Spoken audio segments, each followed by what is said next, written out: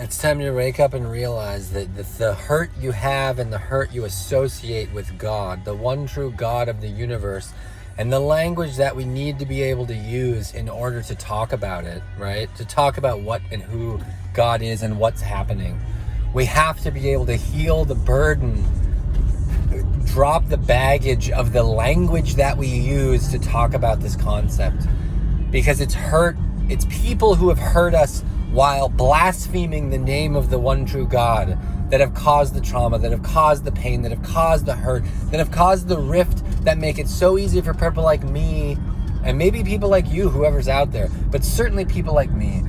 It made it possible for me to turn my back on the reality of God because of my small-minded, ruts in the road, inability to separate what the real actual God is and what it's doing and what it means and how it impacts all of us all the time in daily ways. I couldn't separate that from the pain that people who were supposed to love me, whatever that means, in all the ins and outs and avenues of life, right? In all the ways and shapes and sizes and places that people said, I love you or I support you, in the unspoken ways and in the what's the word? Intuited ways, I guess, right? I've been hurt by people. I've been hurt by people, not God. People hurt me. But I turned my back on God for a long time because they use the language of his. That's what blasphemy is, right? God doesn't care if you say, oh, the worst thing ever happened. You go, oh, shit, God damn it. You think he really cares, the God of the universe? Oh, you can't say a swear word in my presence. Seriously? Okay.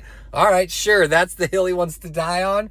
That's the separation between eternal life and hell and heaven, is you said a bad word. Oh, uh-oh. I don't think so. No.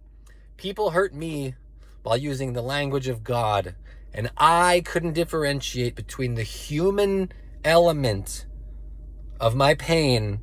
I couldn't differentiate that and the love of God.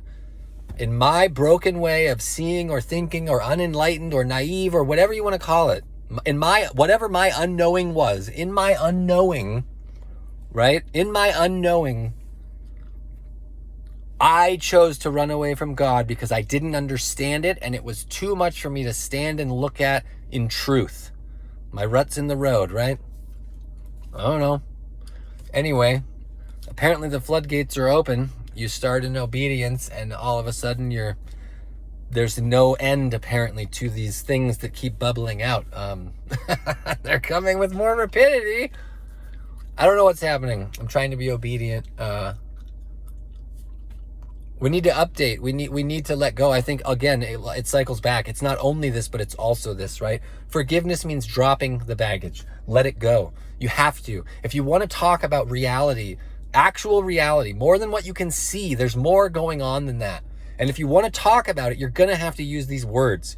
So if you want to talk about it and you know you're going to have to use these words and you know you have baggage, you need to face the truth. And the truth is, people hurt you. God did not.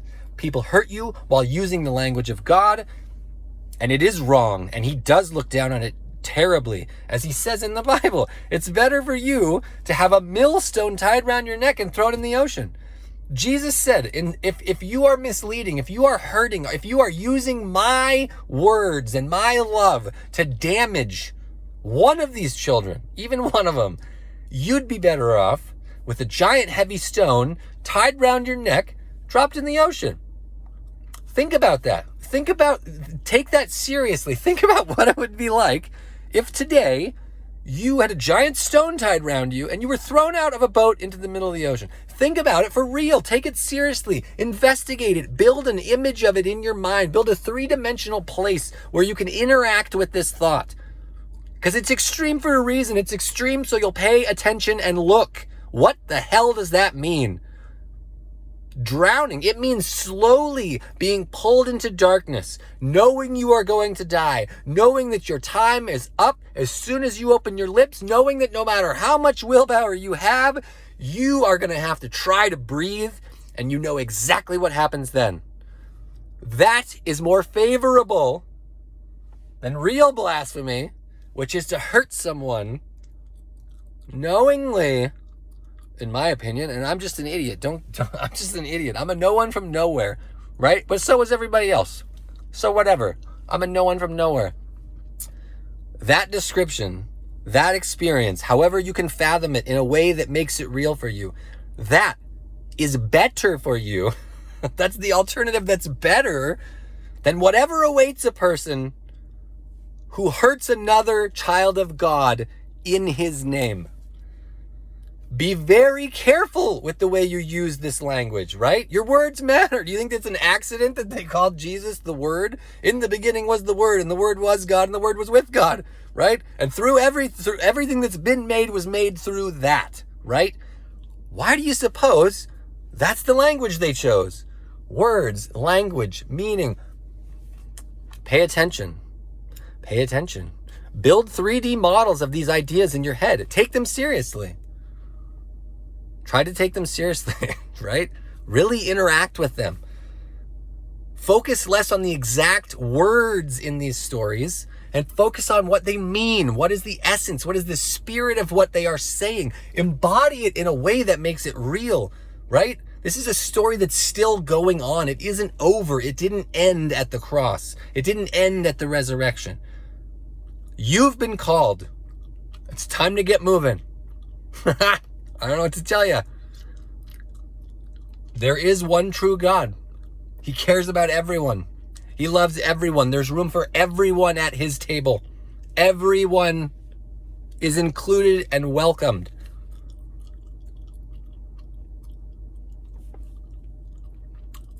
We have to be able to use the language. We have to be able to be honest with ourselves. We have to remember people hurt us. God didn't.